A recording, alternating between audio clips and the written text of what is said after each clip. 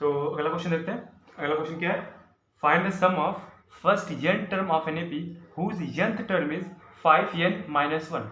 ठीक है, अब इस बार क्या हुआ, इस बार मुझे जनरल टर्म दे दिया है, ठीक है ना, जनरल टर्म tn बोलो या फिर an बोलो, ठीक है। जनरल टर्म मुझे पता है कितना है 5n-1, और मैं पहले वीडियो में ही बताया था अगर मुझे जनरल टर्म पता हो तो मैं पूरा का पूरा एपी निकाल सकता हूँ। कैसे? n की वैल्यू पुट कर करके, ठीक है। अब मैं क्या करूंगा, अगर मान लो मैं n की जगह पर 1 रखता हूँ, n की जगह पर 1 रखता हूँ तो क्या आएगा, a1 is equal to 5 into 1-1, तो a1 की वैल्यू कितनी आ गई, 4 आ गई। तो क्या मुझे पहला टर्म नहीं पता चल गया, आराम से पता चल गया। अब मुझे निकालना क्या है, क्वेश्चन में बोला है find the sum of first n term, मुझे सम ऑफ निकालना है nth टर्म। तो फार्मूला क्या होता है इसका, n/2 2a प्लस का n-1d। अब करना कुछ नहीं है, जो ये मुझे जनरल टर्म पता है, जो ये सम ऑफ nth टर्म का जनरल टर्म पता है, मुझे इसमें a की वैल्यू और d की वैल्यू पुट करना है, तो मुझे क्या मिल जाएगा, sum of first n term of an AP मिल जाएगा। आ गया समझ में? तो कैसे करेंगे, देखो a1 मुझे पता चल गया, अब मैं क्या करूंगा, n की जगह पर रखूंगा 2। इससे क्या होगा, अगर मैं n की जगह पर 2 रखता हूं तो क्या मुझे मिल जाएगा, a2। ठीक है, यहाँ पर n है तो यहाँ पर भी 2 आएगा, यहाँ पर n है तो यहाँ पर भी 2 आएगा, तो क्या बनेगा 5 इंटू 2-1, तो a2 कितना हो गया, 5 2 10, 10-1 9। ठीक है, पहला टर्म पता चल गया, दूसरा टर्म पता चल गया, तो क्या मैं d निकाल सकता हूँ, बिल्कुल निकाल सकता है। d क्या होता है, a2 माइनस a1। ठीक है, a2 कितना है, a2 की वैल्यू है 9, a1 की वैल्यू कितना है 4, उसमें से 4 सेपरेट कर देंगे, d कितना आ गया, d की वैल्यू आ गई 5। ठीक है, अब सम कैसे निकालेंगे, सम का फॉर्मूला बहुत ही सिंपल था, क्या करना है, a की वैल्यू और d की वैल्यू को यहाँ पे रिप्लेस कर दो। ठीक है, मुझे क्या n के टर्म में ही सम निकालना है, ठीक है ना, तो क्या करेंगे, n की जगह पर n ही रहेगा और a और d की वैल्यू लगा लो। a की वैल्यू क्या है 4 प्लस का n-1, d की वैल्यू है 5। तो थोड़ा सा इसको सॉल्व कर लेते हैं, n/2 2a था ना, a की वैल्यू 4 तो 2 टाइम 5a। ठीक है, तो 8 प्लस का ये हो जाएगा 5n माइनस का 5, कितना बन गया, n/2 8 माइनस 5 3 प्लस का 5n, यहाँ तक भी सही है, n और ये 5n प्लस का 3/2, ये मेरा हो गया सम ऑफ nth टर्म। ठीक है, इसको हम लोग ब्रैकेट को ओपन भी कर सकते हैं, हालांकि यहाँ तक भी सही है। ठीक है, अगला क्वेश्चन देखते हैं। अगला क्वेश्चन क्या है, if the sum of first p term of an AP is equal to the sum of first q term then find sum of p plus q term. देखो इस टाइप के क्वेश्चन है, देखने में थोड़ा सा टिपिकल लगता है लेकिन हालांकि बहुत ही सिंपल होते हैं। ठीक है, करना क्या होता है, क्वेश्चन में जो दिया हुआ है पहले इसको तुम फॉर्मूले बेस पे लिख लो। जैसे क्या दे रखा है, if the sum of first p term, मतलब क्या हो गया, ये हो गया sp, sum of first p term of an AP is equal to sum of first q term. क्या sp is equal to sq, ये क्या है, तो क्वेश्चन में गिवन है, ठीक है ना, ये क्वेश्चन में गिवन है। अब फिर क्या बोल रहा है, find the sum of p plus q term, मुझे क्या निकालना है, sum of p plus q term निकालना है। देखो इस टाइप के क्वेश्चन जितने भी होते हैं, जैसे बहुत टाइप में क्वेश्चन करवा चुका हूं, तो पहले इसका जनरल फॉर्मूला लिख लो और क्वेश्चन में जो दिया हुआ है वहां से a की और d की वैल्यू निकाल लो, उस a और d की वैल्यू को इस जनरल फॉर्मूले में पुट कर दो, क्वेश्चन सॉल्व हो जाएगा। ठीक है, इसका जनरल फॉर्मूला क्या बनेगा, Sn का जनरल फॉर्मूला क्या होता है, n/2 2a प्लस का n-1d, ये होता है ना, लेकिन यहाँ पर Sn नहीं है, p प्लस q है, तो जहां जहां n था वहां हम p प्लस q लिखेंगे। ठीक है, तो क्या बन जाएगा, ये बन जाएगा p प्लस q बाई 2, यहाँ पर n था, और 2a प्लस का p प्लस q माइनस का 1d। मुझे क्या करना है, इसको सॉल्व करना है। कैसे सॉल्व करेंगे, जो हमको दिया हुआ यहाँ से a की और d की वैल्यू निकाल कर पुट कर लेंगे, आराम से सॉल्व हो जाएगा। ठीक है, तो क्या होगा, सॉल्व करते हैं, क्या था, sp is equal to sq, ये गिवन था।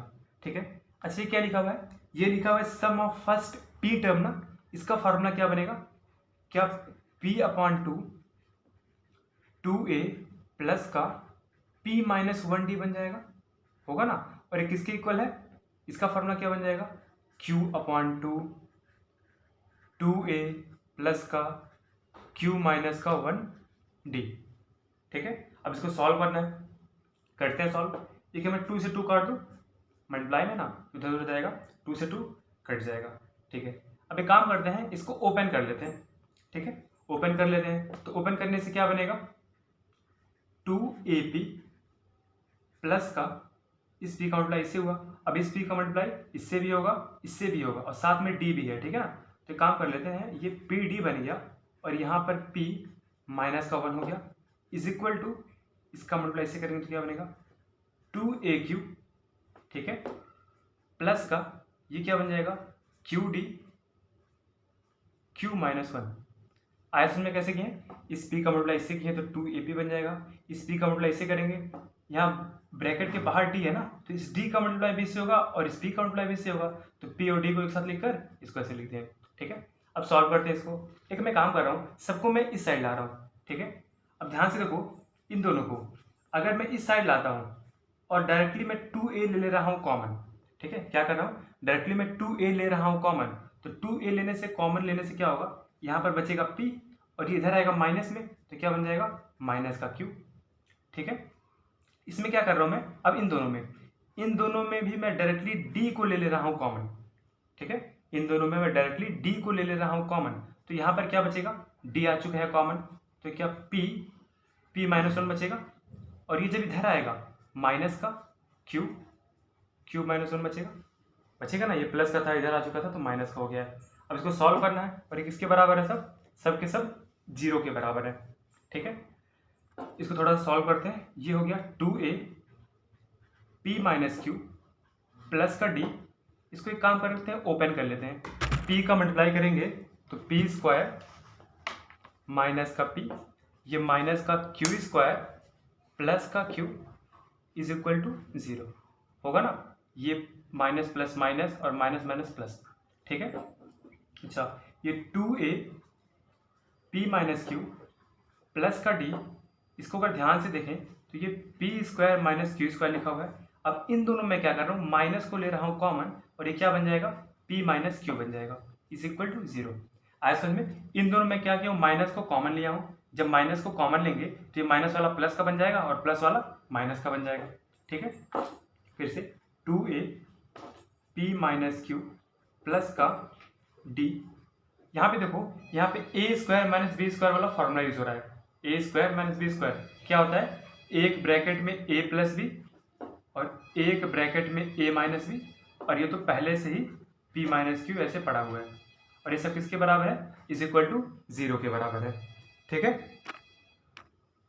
अब जरा इस पूरे को ध्यान से देखो, इस पूरे को, इसमें क्या आ रहा है, अंदर ही अंदर p माइनस क्यू और p माइनस क्यू कॉमन आता हुआ दिख रहा है। ठीक है, तो ये जैसा है अभी इसको हम लोग वैसे ही लिखते हैं, p माइनस क्यू प्लस का d को ऐसे रह देते हैं। एक काम करते हैं, p माइनस क्यू को बाहर बुला लेते हैं कॉमन, p माइनस क्यू बाहर कॉमन चला जा चुका, तो क्या बचा, यहाँ पर सिर्फ बचा हुआ है p प्लस क्यू। ठीक है, यहाँ माइनस तो माइनस रहेगा ही, और प्लस का यहाँ पे आ गया 1, और ये सब किसके इक्वल है, सब के सब 0 को इक्वल है। यहाँ तक आया समझ में। अब फिर से देखो, इस वाले टर्म को और इस वाले टर्म को, इस पूरे को, इन दोनों में क्या है, इन दोनों में फिर से हमको p माइनस क्यू कॉमन आता हुआ दिख रहा है। यहाँ पर ये मल्टीप्लाई के फॉर्म में है ना, यहाँ भी p माइनस क्यू है, यहाँ भी p माइनस क्यू है, तो मैं क्या कर रहा हूँ, दोनों में से फिर से p माइनस क्यू को ले रहा हूँ कॉमन, और क्या बचेगा, यहाँ पर सिर्फ 2a बचेगा, प्लस का यहाँ क्या बच जाएगा, p माइनस क्यू बाहर जा चुका है, तो क्या बचेगा p प्लस क्यू माइनस 1, और एक बार d बचेगा, और ये सब किसके बराबर होगा, 0 के बराबर होगा। ठीक है, और फिर मैं क्या कर रहा हूँ, अब देखो, क्या इस p माइनस क्यू को मैं इधर भेज दूँ, जब मैं p माइनस क्यू को इधर भेजूंगा ये डिवाइड में जाएगा, तो क्या ये पूरा का पूरा 0 हो गया, तो बचेगा क्या, सिर्फ मेरे पास बचा 2a प्लस का p plus Q minus 1d is equal to 0, ये बचा। और शायद हमको यही प्रूफ करना था, यही निकालना भी था। निकालना क्या था, ये बताना था ना, sum of p plus Q term, ये क्या होता है, p plus Q by 2a plus का p plus Q minus 1d, यही होगा ना। अब देखो ये, क्योंकि ये पूरा का पूरा टर्म 0 है, 0 है ना, यहाँ देखो फिर निकाला गया 2a प्लस का p plus Q minus 1d is equal to 0, ये पूरा का पूरा टर्म 0 है, अगर किसी भी नंबर को 0 से मैं मल्टीप्लाई करूंगा तो क्या पूरा टर्म 0 आएगा कि नहीं आएगा? हाँ बिल्कुल आएगा। तो जो मेरा S P plus Q term आ गया वो कितना आ गया? ये था P plus Q divide by 2 और ये मल्टीप्लाई बाई 0। कैसे? अभी हमने निकाला इसको, 0 आया था तो कितना आ गया? जो sum of P plus Q term आ गया उसकी वैल्यू कितनी हो गई? 0। ठीक है, ये काफी अच्छा क्वेश्चन था, एग्जाम में पूछा जाता है, इस क्वेश्चन पे ध्यान देना जरा। ठीक है, अगला क्वेश्चन देखते हैं। अगला क्वेश्चन क्या कह रहे हैं? अगला क्वेश्चन है the sum of n terms of 2 APs. इस बार क्या हुआ? इस बार 2 एपी है, एक एपी नहीं है। ठीक है ना, ये मान लेता हूं मैं AP1 हो गया और एक बार मेरा यहाँ पे हो गया AP2। ठीक है, 2 एपी है और क्या बोल रहा है? The sum of n term of 2 APs are in ratio इतना इस टू इतना। ठीक है, तो find the ratio of that 12th term. अच्छा, क्वेश्चन में ये बोला है ना कि इसका अगर मैं nth टर्म निकालूं तो यस n मान लेते हैं। ठीक है, अगर इसका मैं सम ऑफ nth टर्म निकालूं उसको मैं SN2 मान लेता हूं। ठीक है, और क्वेश्चन में ये गिवन है SN1 अपॉन SN2 का अपॉन करोगे तो वो किसके इक्वल है? वो है 3n plus 8 upon 7n plus का 15। ये तो हमको गिवन है। ठीक है, क्वेश्चन में क्या गिवन था? Sum of n term of 2 AP. मैं ए को एपी फर्स्ट मान लेता हूँ, ए को AP2 मान लेता हूँ। अच्छा, जो एपी फर्स्ट होगा इसका पहला टर्म कुछ और होगा, इसका कॉमन डिफरेंस कुछ और होगा, तो इसके पहले टर्म को मैं A1 मान लेता हूँ, इसके कॉमन डिफरेंस को D1 मान लेता हूँ। इसका फर्स्ट टर्म कुछ और होगा जिसको मैं मान ले रहा हूँ A2, इसका कॉमन डिफरेंस कुछ और होगा जिसको मैं मान ले रहा हूँ D2। और ये क्वेश्चन में ये गिवन है sum of n term of इसका upon sum of n term of इसका इज इक्वल टू ये। ठीक है, अब निकालना क्या है? Find the ratio of their 12th term, मतलब A1 A12 पहले एपी का अपॉन A12 दूसरे एपी का। ये पहला एपी है, ये दूसरा एपी है, इसका रेशियो कितना आएगा वो निकालना है। ठीक है, इसका रेशियो कितना आएगा वो निकालना है। ठीक, चलो तो क्या करते हैं, जो क्वेश्चन में गिवन है उससे जरा अप्रोच लगाते हैं, हो सकता है हमारा कुछ काम बन जाए। अच्छा, मुझे क्वेश्चन में कुछ गिवन तो नहीं है, बस इतना पता है कि रेशियो दे रखा है, लेकिन मुझे इसका फार्मूला शायद पता है, तो जरा इसका हम लोग फार्मूले को देखते हैं। ठीक है, इसका फार्मूला क्या होता है? Sum of n term of an AP. क्या n अपॉन 2a प्लस का n माइनस 1d होता है? तो यहाँ पे मैं 2a1 लिखूंगा। क्यों? क्योंकि ये अलग एपी का है और नीचे वाला अलग एपी का है। ठीक है, प्लस का n माइनस 1 और ये d1। ठीक है, क्योंकि एपी अलग अलग है। नीचे क्या रहेगा? n अपॉन 2a1 प्लस का n minus 1 d2। Oh sorry, यहाँ पे a2 है ना। हाँ ठीक, अब देखो, अब मैं यहाँ पे n सेम क्यों लिखा हूँ? क्योंकि इसका भी n टर्म लिया गया है और उसका भी n टर्म ही लिया गया है। मान लेते हैं इसका मैं 6 टर्म तक का सम निकाला हूँ तो इसके भी 6 टर्म तक का ही सम निकाला गया है। ठीक है, तो क्या ये दोनों जो मेरा है कट जाएगा कि नहीं कट जाएगा? आराम से कट जाएगा, सेम सेम वैल्यू है। ठीक है, इसको मैं थोड़ा सा सॉल्व करते हैं। तो ये क्या लिखा हुआ है? ये लिखा हुआ है 2a1 प्लस का n minus 1 d1 upon 2a2 plus का n माइनस 1 d2। और ये सब के सब किसके बराबर था? ये सब के सब इसके बराबर था, 3n प्लस का 8 अपॉन 7n प्लस का 15। ठीक है, आ रहा समझ में यहाँ तक? तुमको निकालना क्या था? A12 अपॉन A12 दोनों का रेशियो निकालना था। तो इसका क्या आएगा? इसको अगर हम लिखना चाहें तो क्या A1 प्लस का 11d1 अपॉन ये A2 प्लस का 11d2 हो जाएगा। मुझे यही निकालना है, रेशियो निकालना था ना, 12 पहले एपी के 12th टर्म का अपॉन दूसरे एपी के 12th टर्म का। तो 12th टर्म होता क्या है? A1 प्लस 11d तो ही होगा, इसका फर्स्ट टर्म होगा A1 और कॉमन डिफरेंस हो जाएगा D1। ठीक है, तो ये निकालना है। अब निकालेंगे हम लोग कहाँ से? क्वेश्चन में तो हमको सिर्फ ये पता है, सिर्फ इतना पता है अभी, और निकालना है ये, तो इसका कुछ ना कुछ तो यूज़ करना ही पड़ेगा। ठीक है, अब मुझे अगर तुम यहाँ से ध्यान से देखो, यहाँ पे 2a1 है, यहाँ पे 2a2 है, तो एक मैं काम करता हूँ, जो मेरा यहाँ पर है ना, इसको मैं 2a1 और 2a2 के फॉर्म का बनाता हूँ। कैसे बनाएंगे? इसको भी मैं ऊपर भी 2 से मल्टीप्लाई कर दे रहा हूँ और नीचे भी 2 से मल्टीप्लाई कर दे रहा हूँ। मल्टीप्लाई करने पर रेशियो पर कोई इफेक्ट नहीं पड़ता है। ठीक है, जैसे मैं मल्टीप्लाई करूँगा तो क्या बनेगा? देखो, ये ऊपर बन जाएगा 2a1 प्लस का 2 से मल्टीप्लाई करेंगे 11 2 22 d1 अपॉन नीचे 2a2 प्लस का 22d2। अब मुझे ये निकालना है, ठीक है ना।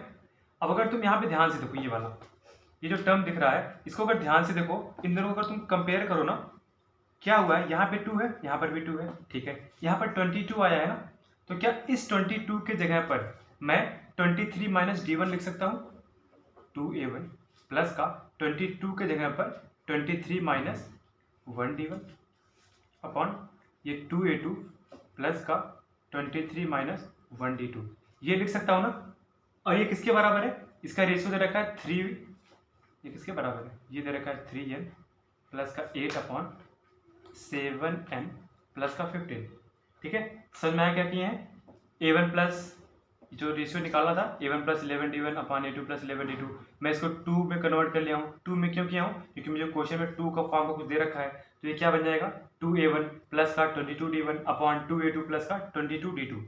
अगर इसको हम ध्यान से देखें तो ये 22 को मैं क्या लिख सकता हूँ, 23 माइनस 1d1 लिख सकता हूँ ना। अब मैं ऐसा क्यों किया हूँ, ताकि मैं इस इक्वेशन से कंपेयर कर सकूँ इस वाले को, इसको मैं इक्वेशन फर्स्ट मान ले रहा हूँ, इसको मैं मान ले रहा हूँ सेकंड। अगर तुम दोनों को कंपेयर करो, यहाँ 2a1 है, यहाँ भी 2a1 ही है, यहाँ 2a2 है, यहाँ भी 2a2 ही है, यहाँ पे n माइनस 1 है d1, यहाँ पे 23 minus 1 d1, n minus 1 d2, 23 minus 1 d2। तो क्या दिख रहा है, क्या मुझे n की वैल्यू 23 नजर आ रही है, दिख रहा है ना, n की वैल्यू 23 आ रहा है। तो क्या करेंगे, इस इक्वेशन में n की वैल्यू को 23 पुट कर देंगे, मेरा काम बन जाएगा। तो क्या हो जाएगा 3 इंटू 23 प्लस का 8 अपॉन 7 इंटू 23 प्लस का 15। अब इसको बस सॉल्व करना है। तो जब इसको सॉल्व करेंगे तो ऊपर क्या बन जाएगा, तो पूरा सॉल्व करने पर आ जाएगा रेशियो इसका 7 अपॉन 16, काट उठ लेना। तो रेशियो क्या बन जाएगा, मेरा फाइनल आंसर आ जाएगा 7:16। ये क्वेश्चन समझ में आया, क्वेश्चन काफ़ी अच्छा था ये, ठीक है। कैसे अप्रोच करना है क्वेश्चन को समझ में आ गया होगा, ठीक।